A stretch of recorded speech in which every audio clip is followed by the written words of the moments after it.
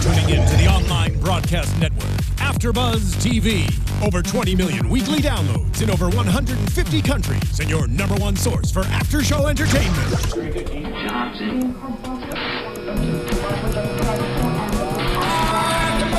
AFTERBUZZ TV, the destination for TV superfans. Producing aftershows for over 300 of your favorite TV shows. Interviewing celebrities and showrunners. And bringing you behind-the-scenes exclusives. All thanks to E! Entertainment's Maria Menounos, producer Kevin Undergaro, and internet leader Akamai. Now, let the buzz begin! That's nice. That's real nice.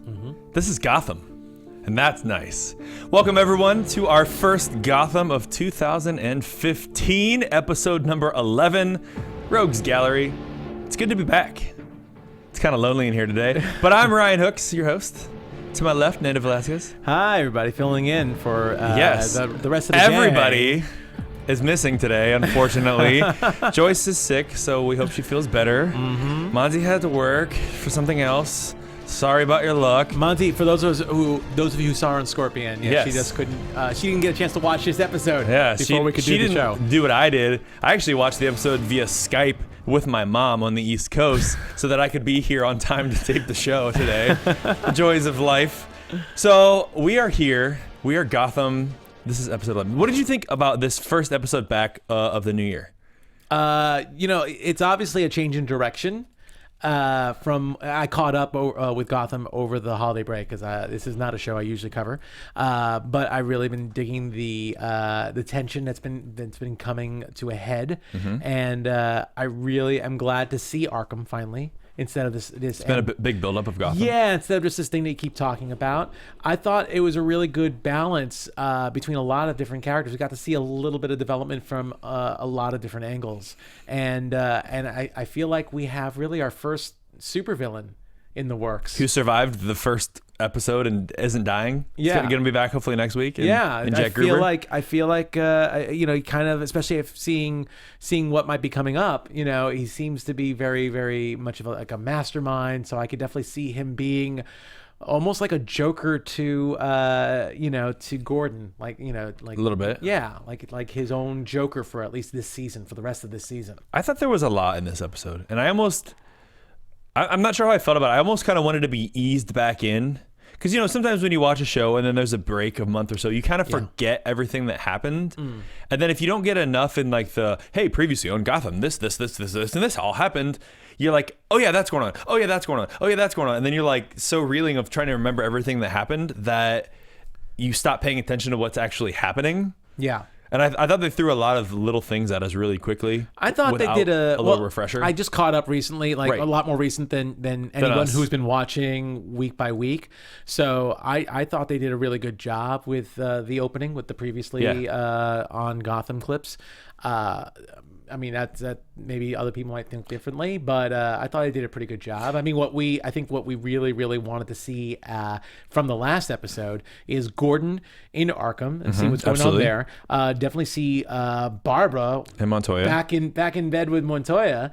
I think that was definitely huge. And then really the mob stuff between Falcone and Maroni's just been building. So I think that was a nice little. They kind of had the pot on simmer.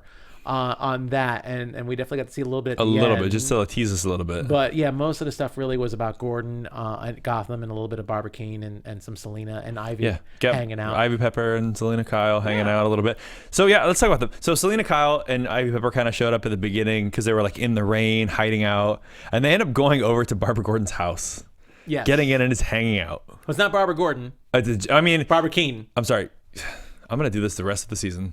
Barbara Keene, who's not Barbara Gordon, who's not Batgirl. Not unless they get married. Yes, exactly. Yes. Barbara. How about just Barbara? Let's just call her Barbara. Why don't you call her Barbara? Although it's Barbara and Jim's place. Well, let's be real. It's really Barbara's place. Barbara's the one with the money, and she's the one that probably pays for the place. Yeah, but Jim's kind of living there. He's still there now. Even though there's dust all over the place, and I guess he hasn't really been there because he's been doing too many shifts at Arkham. He's spending the night, late, working the graveyard shift. They get $2 an hour more probably to work that shift. So why not? It's an overnight rate. Yeah, you get for doing that shift. Well, anyway, we get Ivy and we get Selena at the Gordon Barbara palace, if you will, hanging out, getting out of the rain, getting healthy. And I like that Barbara called later and Ivy answered the phone and she was trying to sound like an adult, like, hey, yeah, Jim's not here right now. It was pretty obvious that it wasn't clearly an it was adult, a child. Although Barbara was just so on edge already, I think, with everything going on with Montoya and, calling back, that she was already frazzled and pissed off. But yeah, Gordon's too good a guy to have a girl come over to the house like that. Yeah. Gordon's just too good a guy. So for Barbara to think that's just ridiculous. I personally, so I've been defending Barbara for the entire season, for those of you who don't know. Until she went into bed with Montoya? No, that's fine too. But the way that she reacted when she threw the phone when Ivy answered it, that to me was like, okay, you crossed the line. Because clearly this is your fault, Barbara. You are the one who is in bed. You're calling right now from someone else's bed. And you're getting mad that a woman's answering the phone. Well, don't forget, too, that the scene before that she was in with Montoya pretty much called her toxic. Right. And said, all these things to Barbara. And I think that kind of had an effect on her, too. And I think we're seeing her...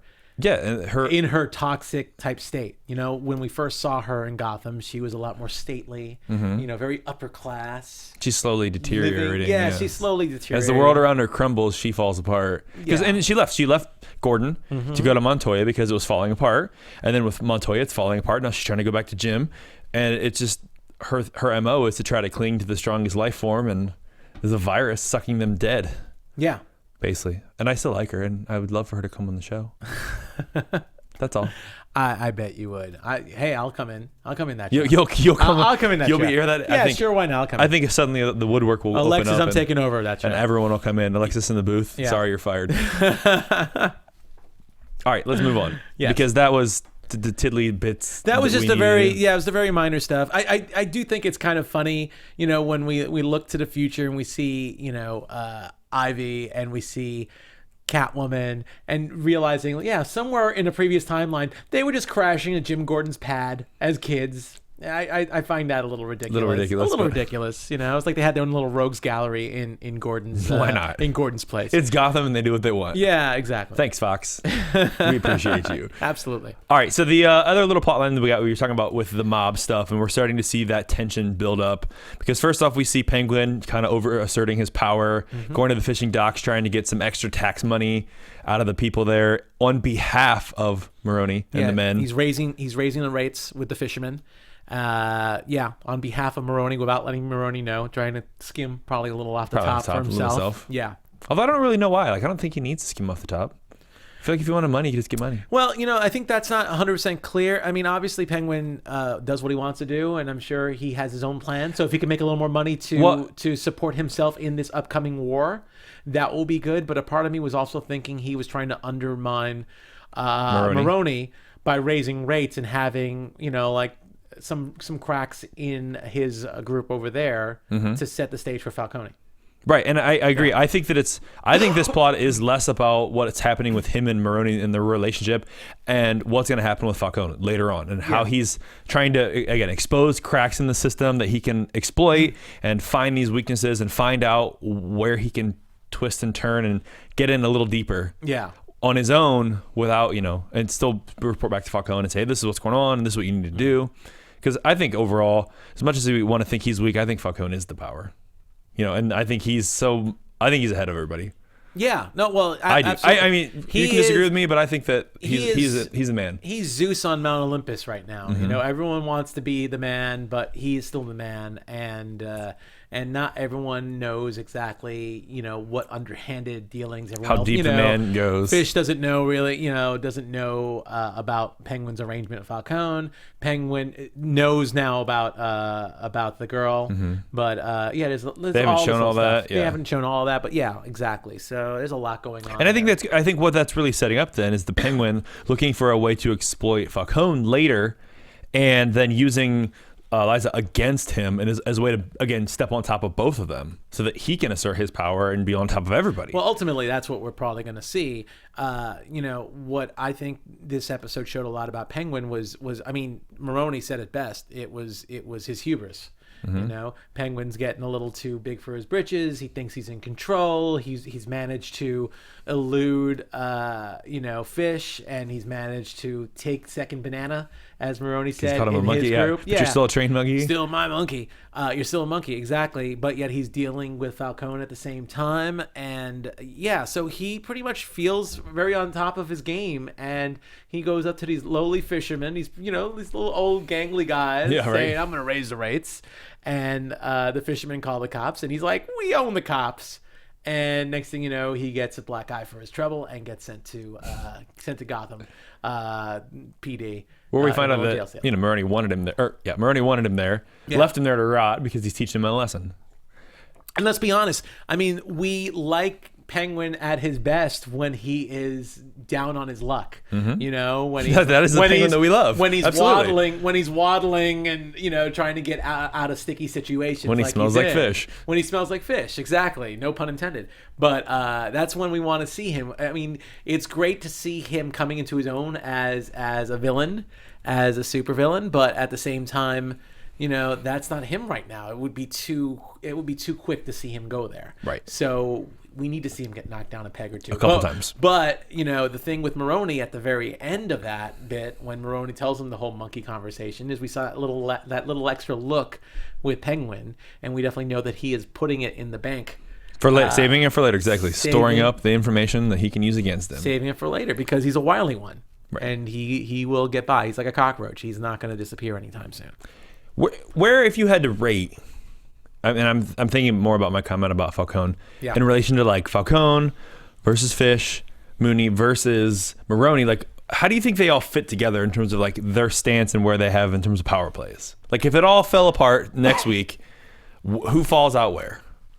What do you mean? I'm a little confused by that. Because personally, I think if Falcone goes, like if Falcone, no, just if it hits the fan next week, I don't think that, in my opinion, from what I've seen, I don't think Maroni ends up on top at all in any fashion. I think that he is at the bottom of the chain if things go down. Because I'm leading into Fish is where I'm going with this. Yeah. And the things that she was doing this week, we have Butch and their little interactions, and we're questioning Butch's allegiance to her and her potential to make a move coming up.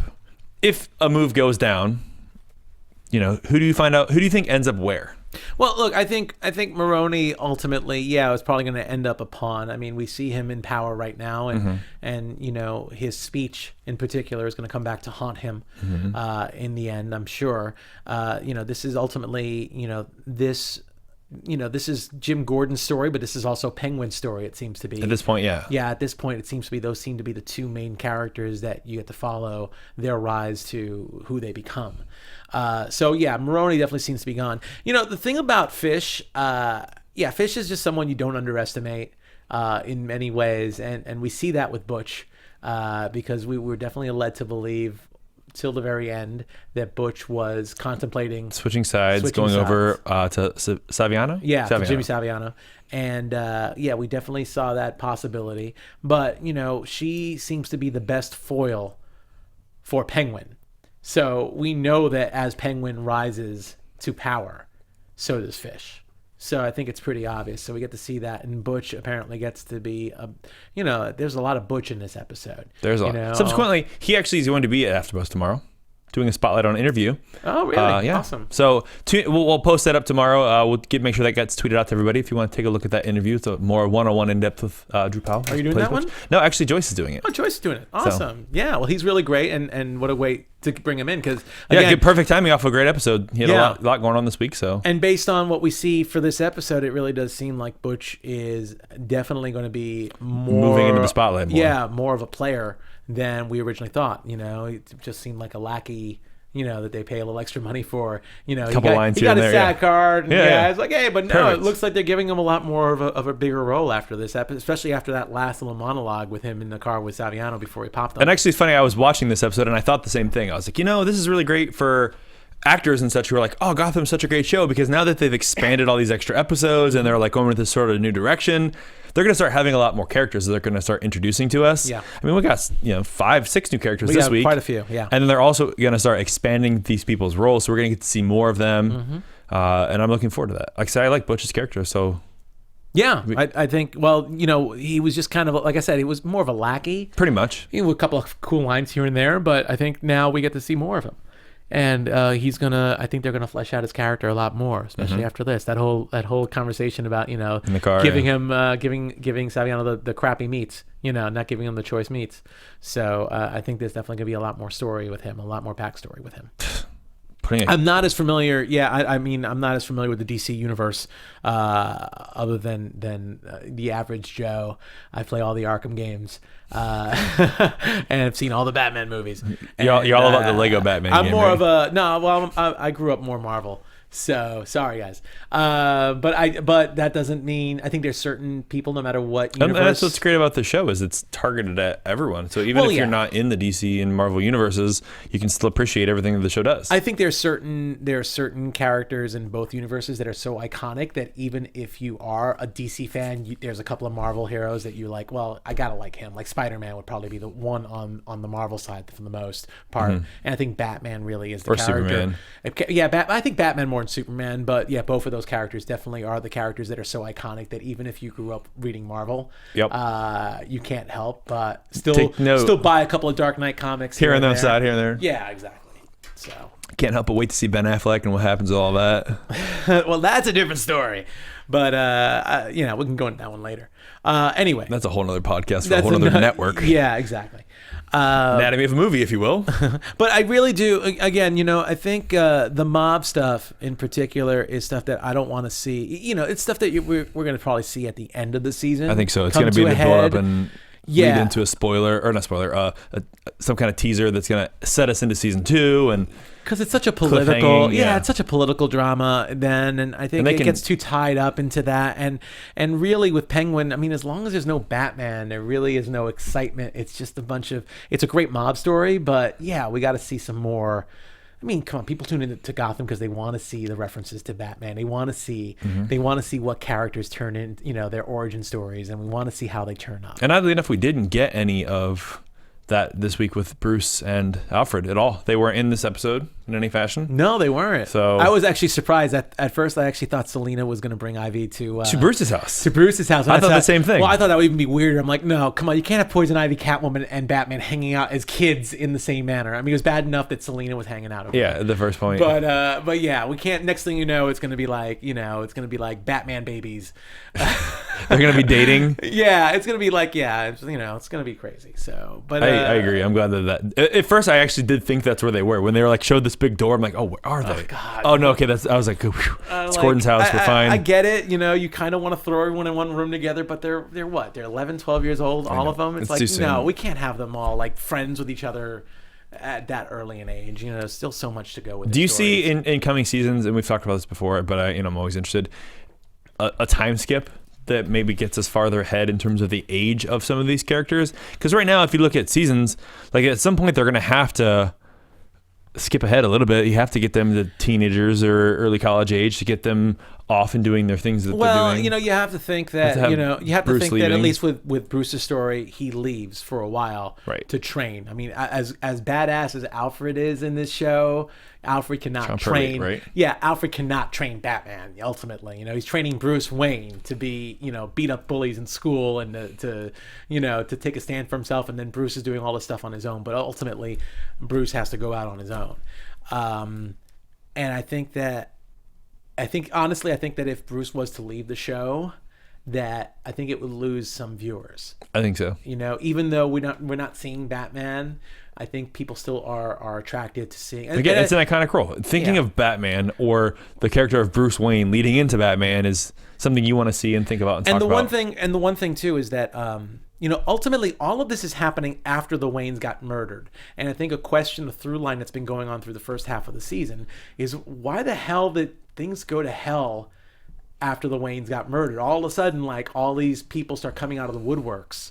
What is it about these upstanding citizens, these high society people who owned a large part of Gotham, and what is it about their murder, their deaths, that has turned Gotham into such a seedy place and had all these things happening? What made this the catalyst for all these characters to turn out the way they're turning out? And if you think about it, the show even started to hint on that, like just a little bit early on in the season, when Bruce went to the meeting and with all the people from the corporation, from Wayne Corp, and he was gonna go to the boardroom. She was gonna try to get him in, and then it turned out, it all went to hell from there. But I'd love to see them go back to that. Well, I think once the mob stuff gets sorted out, and once we see Penguin, and Fish, taking their respective places, because we know that they're probably going to end up in their spots. I think we'll start learning about the ties between Falcone, Maroni, and the Waynes and all that. Yeah, I think we'll start seeing a lot more of that. But that's a mystery that I don't think gets to be answered right away. And for that reason, I don't see a time jump happening very soon. Right, because that's something you have to look into before you can have the time jump. Yeah, I think it would just be weird to do that. And I think there's still a lot more for them to play with. The question is, I think it really depends on the ratings. I think if Fox starts panicking on the ratings one day, they'll throw it in there. They'll be like, you know what? It's time to make some changes. Let's do a time jump. I think that's what it would happen. So right now, I think they're which Fox has been known to do weird things like that. Yeah, so I think right now they're happy. They're not ecstatic with the ratings, but I think there's still enough of an appeal for this show. There's legs. They have legs, so I don't see anything crazy like that happening anytime soon. But we should get into the main part, because let's get into before we get into that, I was let me just segue. Let's do a little segue. Let me segue right through the iTunes network. Hey everyone, thank you for tuning in here to AfterBuzz TV. We're Gotham, your favorite show on the network. So don't forget to go to iTunes, check us out, give us a rating, leave us comments. I missed all the comments on YouTube and on iTunes. I like reading them and commenting on them. It's like part of my day. Get up, I know, check my email. It's been 2 months or something, YouTube. right? Yeah, pretty much. It was before Thanksgiving, so it's been a while. It's been a long time. This is the only show I'm doing right now as well. I've got a couple shows starting up coming up here in the early part of the season for the January time frame, but I've been sad and lonely without you guys. So leave me a comments on YouTube. Give us a 5-star rating on iTunes. Dear Ryan, Spanish. we need the Jimmy Fallon thank you notes music right now. Dear Ryan Hooks, thank you for tuning into the iTunes. Anyway, all right, let's get into the meat of this, if you will, because this is what everyone has been waiting for since they left us at the beginning of this season. I don't even know what I'm talking about. Since they left us at the end of last year, the first half. That's where I'm getting at. I don't even use my words. The mid-season finale. Put them to segment. Blah blah blah blah blah. Yeah. All right. Jim Gordon at Arkham. First of all, I love seeing him in a uniform. I thought that was the first. Captain Essen even commented on it. What's that? Like later in the episode, Captain Essen looked at him. He's like, "You look good in the uniform." Yeah, exactly. Even pulling it out on him. Exactly, but I thought it was a very jarring scene when we first see Jim hanging out in the back, kind of like a mall cop in a way. Kind of very much mall cop. Yeah, mall cop style, just watching over the inmates, over the asylum. So, and I gotta say, a lot of credit. I love the way Arkham looked. The guys in particular, I just can't help but thinking about, Arkham Asylum, Arkham City, Arkham, all the Arkham games. They definitely, the thugs in Arkham Asylum, I think they kind of made them look a little bit exactly like them, like a lot of the characters you'd be fighting as Batman in the Arkham games. So I love that. Shaved head, big guys, this random, exactly, maybe bearded. Yeah. And then we start off there actually putting on a play in Arkham, which I thought was kind of funny. Kind of tragedy. Yeah. At first, I thought it was The Tempest. Like, I was watching it, and I felt like that's what it was. But I was going to look it up, but I wasn't sure. didn't show what it was. And then we have a fight break out. Yeah. Because this gentleman is singing. He's singing, and it set that guy off. It set Frogman up. Mm-hmm. And, it was funny. The guy's name was Frogman. I was like, oh, cool. He's kind of like a supervillain. But when we found out why he was called Frogman, it was like, oh, that was kind of a lame reason to call him Frogman. It was just a name. No big deal. Yeah, it was no big deal. He thinks there's a frog living in his abdomen that controls his thoughts. So weird. But so I mean, obviously, we see fights break out. I mean, this is an asylum. This is the loony bin, so to speak. So this is what Arkham is supposed to be. Exactly. The worst dregs of society, the uncontrollable ones are there. So we get to see that right away, and we get to see this, Jim's boss Jim Gordon's boss, Dr. Jerry Lang, Director Dr. Lang. I think somebody called him. That's that. what Bullock called him. Bullock called him that at one point, and he's a real jackass. He is. Why is it Gordon's fault that there's been 5 fights this week? It's not, Well, during his watch. During his watch that week, I think with 4 outbreaks, and well, look, this guy is obviously he's a doctor. He is not he's not someone that deals with security. He's not someone who knows anything about law enforcement or about any kind of enforcement. I was picturing him a little bit kind of like I was waiting for him to say, hey, so could you stay on Saturday and do the TPS reports? That'd be really great. That'd be really great. He's kind of like... Did you get the facts about the new cover letters that we're doing? Because you didn't do it last time. He's one of those guys. Yeah, I just forgot. Yeah, he's one of those guys in a little bit, except for he wants to be called doctor or director. Director Dr. Lang. But he hasn't done any medical work since medical school, apparently. He said, because he hasn't done anything in terms of dissecting bodies since then. Yeah. Well, not everyone that's called doctor dissects bodies, but yeah, apparently he has some experience doing that, just not in the past. But he's just a real a-hole. No matter what Jim does, he doesn't like it, and he's under a lot of pressure. And Jim is. Gordon is telling him, he's like, we're understaffed. You rushed opening up this place. We're undermanned. And especially as we start seeing the crisis unfold and we see that there is a police investigation that's needed here because someone is shocking the patients. At first I saw the victim and I was like, is that like a lobotomy? Like, did they do the old school 1800 procedure where they tap on the lobes there? I thought that too, actually. I thought it was like an old school lobotomy. Yeah, that's exactly what I thought when I first saw it. Yeah, that was really weird. But yeah, seeing that and seeing this guy being really like, kind of a jerk about it. Shut your mouth, Dr. Lang. I was so happy to see. I hope we're not jumping around a little bit. No, but I was so happy to see Bullock. I was like, Bullock has arrived. Like, that's what I wrote in my notes. Yeah, I love the reunion. It's really cool to see Bullock's attitude blow change. Right by Dr. Lang. But just his attitude changed toward Jim from the past couple of weeks. Now and we've seen that trust develop a lot in the last several episodes. I think they're there now. Yeah, but it still surprised me. I still maybe because again there was such a break. Even for me, it was a little bit of a break. Even though I saw it more recently, it still just seemed like a bit of a jump. But I guess it just shows that how much Jim was missed. Yeah, and they talked about it several times because later when he's talking to Captain Essen, She-Man's like, yeah, we miss you in here, Jim. Like, we'd love to have you back. Let's have a drink. It's just so funny how they've changed completely and now like all these, So we'll be interested to see if they jump back a little bit, like if they pull it back now. Well, it's like they say, careful what you wish for. Like, absence makes the heart grow fonder. Right. Like they're like, oh, remember that guy Jim Gordon? He was a really good guy. And then all of a sudden he shows up eventually, and he's back in and he's like, oh my God, what an a-hole. God, such an a-hole, such a freaking Boy Scout. Leave us alone. God, we liked it better when you weren't here. Yeah, nothing was happening. It was quiet. But Bullock was awesome. That scene with him and Lang was hilarious, where he takes Lang in for questioning. I agree. I thought that was awesome. I mean, Donald Logg's just great, but that was a great scene because Bullock wasn't really in the episode very much except that one scene. Yeah. Other than later when he's interrogating him. And even with Penguin, when he was like talking to Penguin in the jail a bonsai cell, tree. That was awesome too. And and then Penguin's thug was like, "What's a bonsai tree?" It's a little comic relief, lighten the mood. I kind of dug that too, but Lang was a bit of an a-hole. We also met Dr. Leslie Tompkins. Yes, and I was very excited to see that. I'm a very big fan of Morena Baccarin, and anybody with any geek interests probably recognizes her from Firefly or V.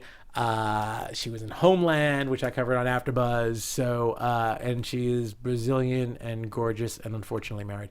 But technicalities, Dr. Technicalities, wow. And really nice. I've met her, but in person. But as opposed to not meeting her in person, meeting her on Twitter, yes, via creepy messages that I sent her repeatedly. That she finally replied by blocking me. No, I had her on my show at one point a long time ago.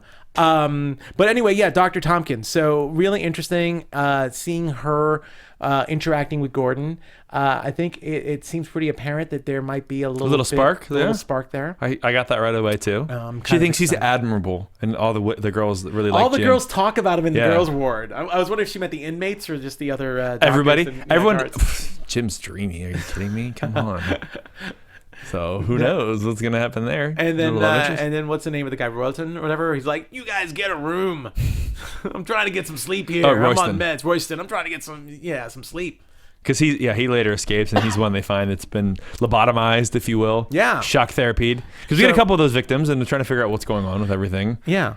And I mean, I'm sure you pulled the same article because I think you were talking about it. But according to the article I have here, which is from the Observer, since I don't know as much of the back characters on Gotham, and I wanted to look up if she has any legitimacy in the actual comic book world. Apparently, in her later years, she's Bruce Wayne's godparent and a parent figure along with Alfred.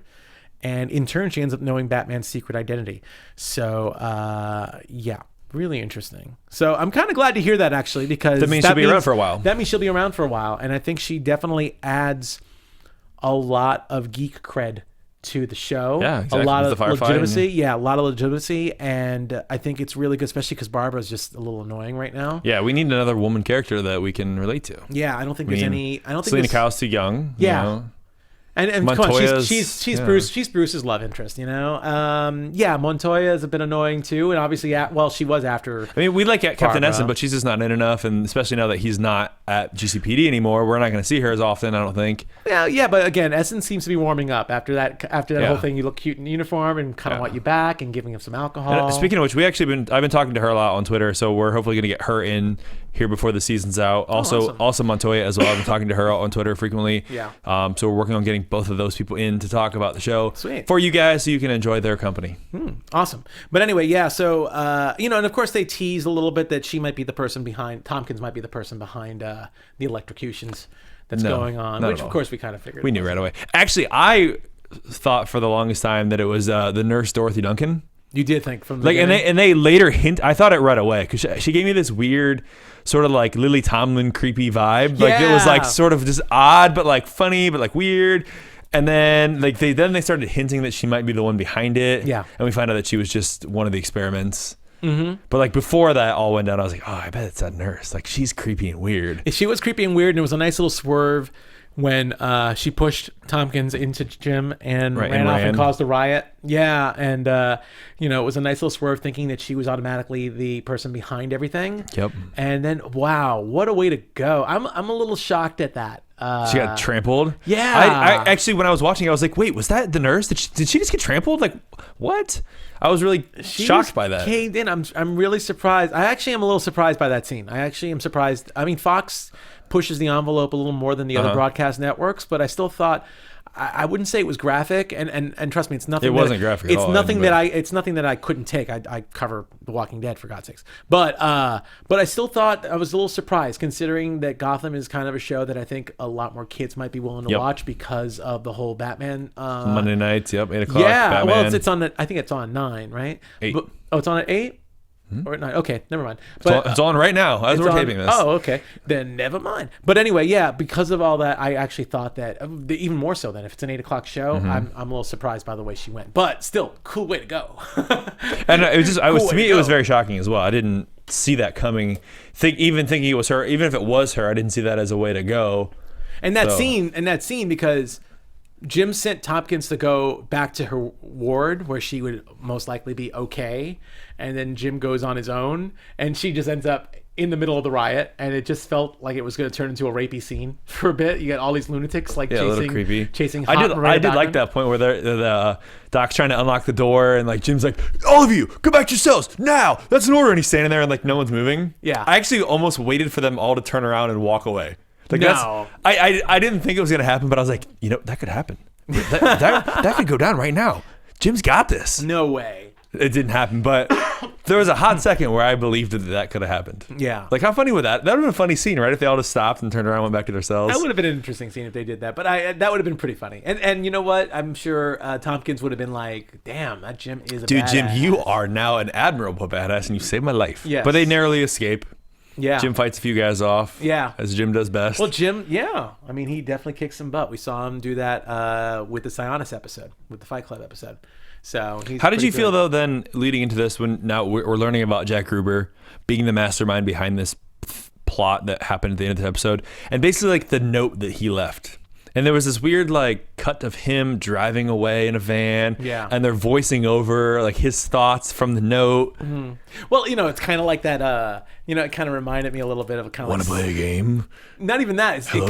It kind of was like a Silence of the Lambs. Like, yeah, it was very Hannibal Lecter. Hello, Clarice. I'm on my way. I thought dinner. I was Hannibal Lecter and Saw were the two things that I was getting into. That it was very, hey, Jim Gordon, you want to play a game? Yeah, I got the next body for you. And then very much Hannibal Lecter talking about how like he idolizes all this stuff, and I got both of those vibes. So a little creepy. Yeah, very creepy. I mean, the character seemed creepy from the interrogation scene when Jim was interviewing everybody, and we noticed they focused on him and on that guy Aaron, who killed a family or a man with an axe, but he apologized. Yeah, he couldn't. He didn't lie. He never killed anybody till he killed people with an axe, and then he apologized, and he doesn't lie. Yeah, and he doesn't lie. So that was a little interesting too. A little creepy. But again, it was a really good swerve seeing that the nurse ended up also having electric shock therapy. Yeah, he had been trying this on all the victims or all the patients. Yeah. So absolutely. I agree. And I don't know if you mentioned this before or not, but in the article that you were talking about on the Observer, they commented that there was a suggestion that Jack Gruber could later become Hugo Strange.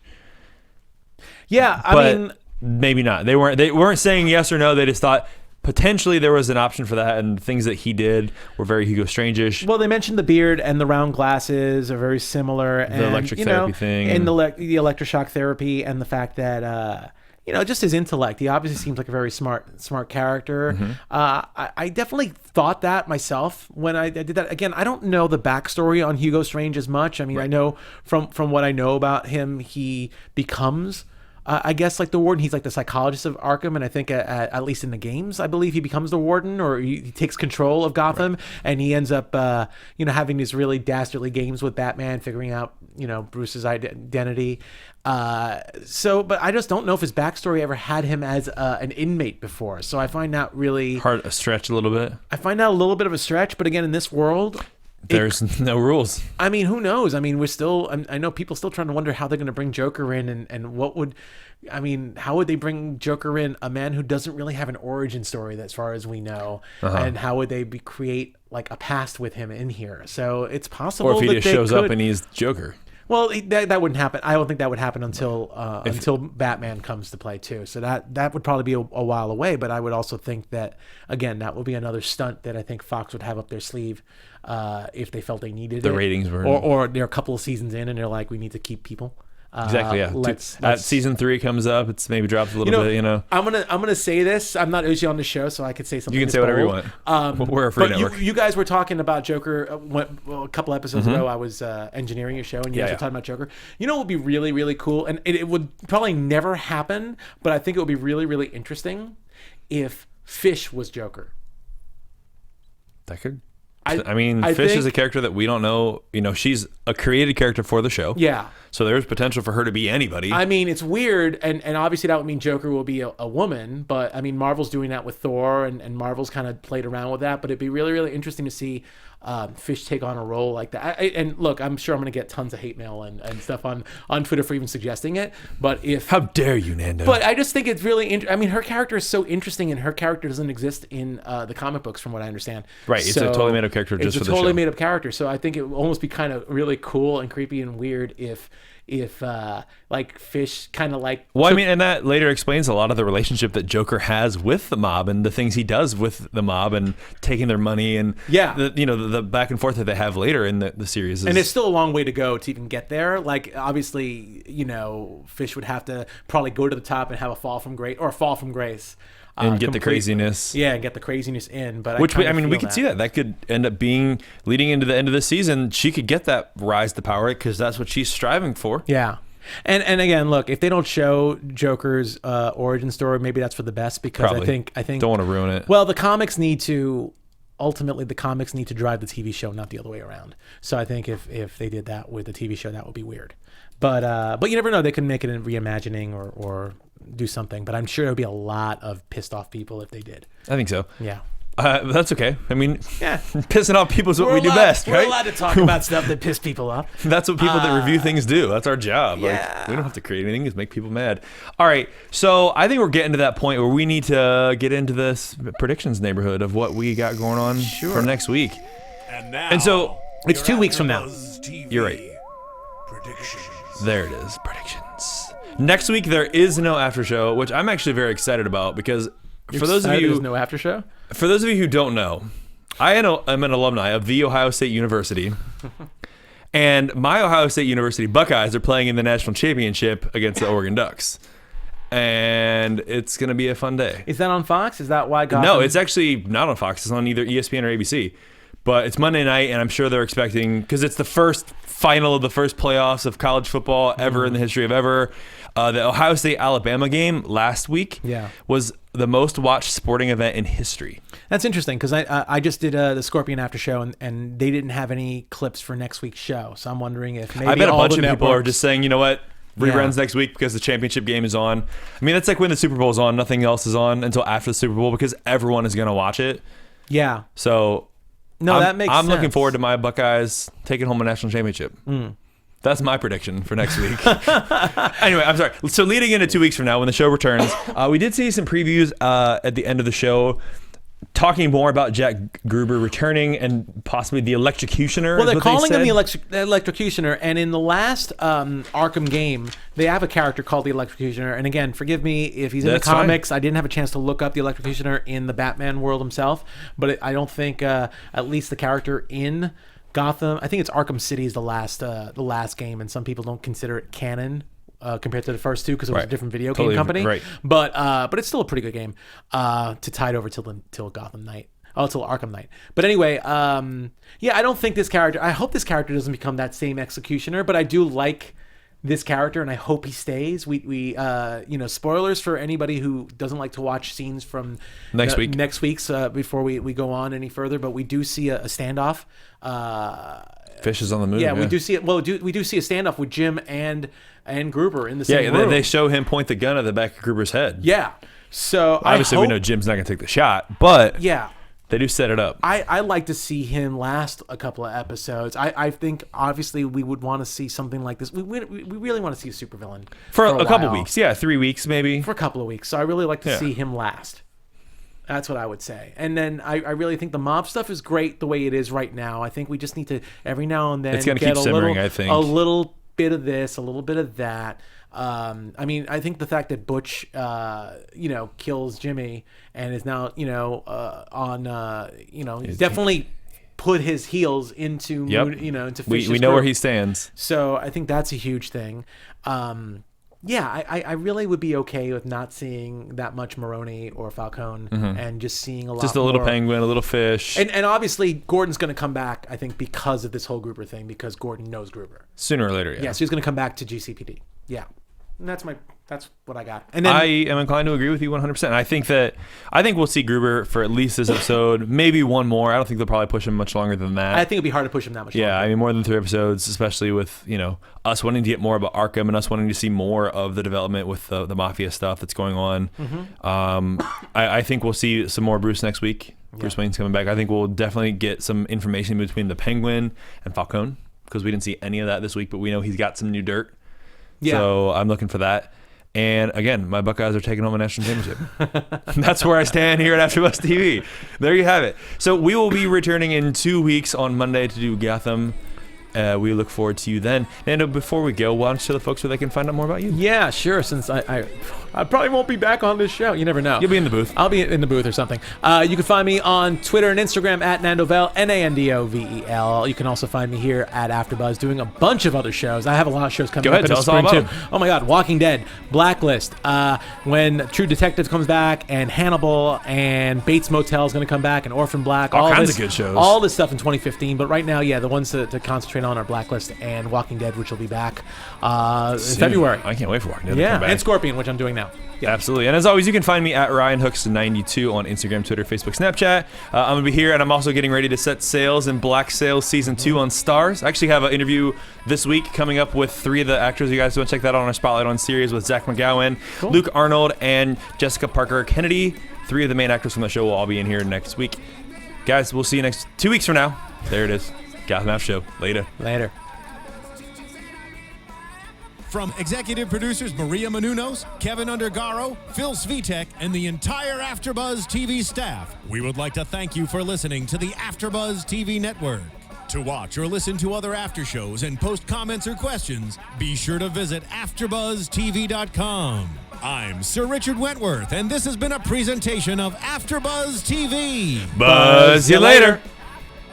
The views expressed herein are those of the hosts only and do not necessarily reflect the views of AfterBuzz TV or its owners or principals.